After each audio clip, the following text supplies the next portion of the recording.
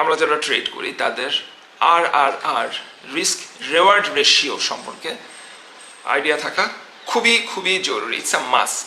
Risk reward রেশিওটা কি আসেন আজকে সেটা নিয়ে আলোচনা করি। রিস্ক রেওয়ার্ড রেশিও মানে হচ্ছে, ধরেন আপনি একটা স্টক 20 টাকা দিয়ে কিনতে চাচ্ছেন, সেটা আপনি টার্গেট করছেন 24 টাকায় আপনি সেল করবেন। আপনার তো মোটামুটি একটা সেল টার্গেট থাকবে, এটা আপনার প্ল্যান, তাই না?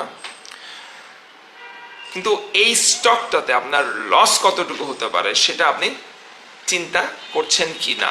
যদি চিন্তা করেন সেটা হচ্ছে রিস্ক রেওয়ার্ড রেশিও। অর্থাৎ আপনি 20 টাকার স্টকে 4 টাকা প্রফিট করার প্ল্যান করেছেন এবং 2 টাকা লস করার প্ল্যান করেছেন। মানে হচ্ছে যদি 4 টাকা প্রফিট হতে পারে আপনার, সেটাতে 2 টাকার লসও হতে পারে। এটা আপনি আগে ঠিক করে নিয়েছেন। এটা হচ্ছে আপনার প্ল্যান, এই স্টকটার সাথে আপনার ট্রেডিং প্ল্যান।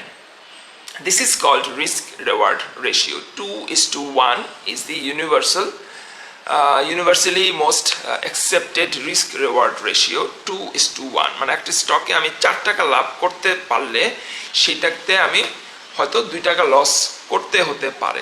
একটা স্টকে 2 টাকা লাভ করলে 1 টাকা আমার লস হতে পারে। এই রিস্ক রেওয়ার্ড রেশিও, এই জিনিসটা যদি আপনি বুঝে ফেলেন, লাইফ আপনার জন্য খুব ইজি হয়ে যাবে। আর মানে ট্রেডিং লাইফের শুরুতেই যদি রিস্ক রেওয়ার্ড রেশিওটা আপনি ঠিক করে ফেলেন যে আপনি আসলে একটা স্টকে 1 টাকা লাভ করতে গেলে কতটুকু লস আপনি নিতে রাজি আছেন, এই রিস্ক রেওয়ার্ড রেশিও আপনার আর কত, এটা যদি আপনি ঠিক করে ফেলেন, দ্যাট ইজ ভেরি গুড। আমি কিছু ট্রেডারকে চিনি পার্সোনালি যাদের রিস্ক রেওয়ার্ড রেশিও 9:1, অর্থাৎ তারা একটা স্টকে 9 টাকা প্রফিট করতে রাজি আছে, তার বদলে তারা 1 টাকা হয়তো লস নিতে পারে। ওখানে সে তার স্টপ লস দিয়ে বের হয়ে যায়।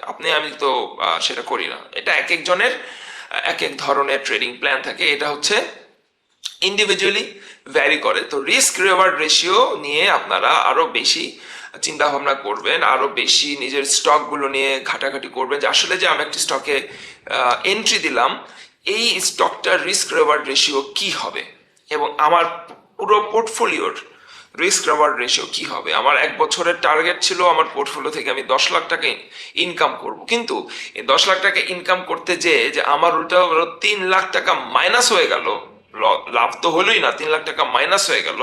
এইটা কি আমার ট্রেডিং প্ল্যানে ছিল কিনা, এটা কি আমার রিস্ক রেওয়ার্ড রেশিওতে আমি চিন্তা করেছিলাম কিনা, এই জিনিসটা আপনাকে ভাবতে হবে। তো এই জিনিসগুলো আমার অনগোয়িং কোর্সে আমি আলোচনা করি। রিস্ক ম্যানেজমেন্ট নিয়ে আমি একটা আলাদা কোর্স করি, একদিনের রিস্ক ম্যানেজমেন্ট নিয়ে আমি একদিনের একটা আলাদা কোর্স করি, মোটামুটি 2.5 থেকে 3 ঘন্টার সেই lecture.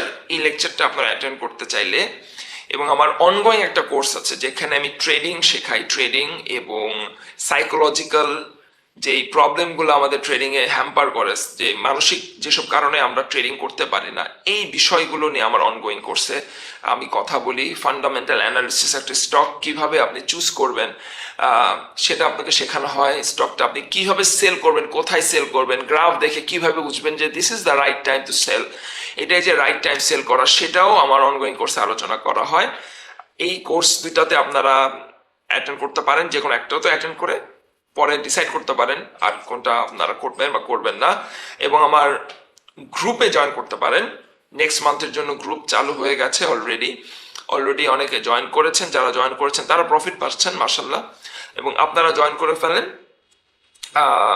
It will be very helpful for you. মানে আপনারা যারা জয়েন করেছেন গ্রুপে, আশা করি সবাই বেনিফিট পাচ্ছেন, এবং যারা জয়েন করেন নাই কুইক জয়েন করে ফেলবেন হোয়াটসঅ্যাপ গ্রুপে, এটা আপনাদের জন্য বেনিফিশিয়ারি হবে। ভালো থাকবেন সবাই।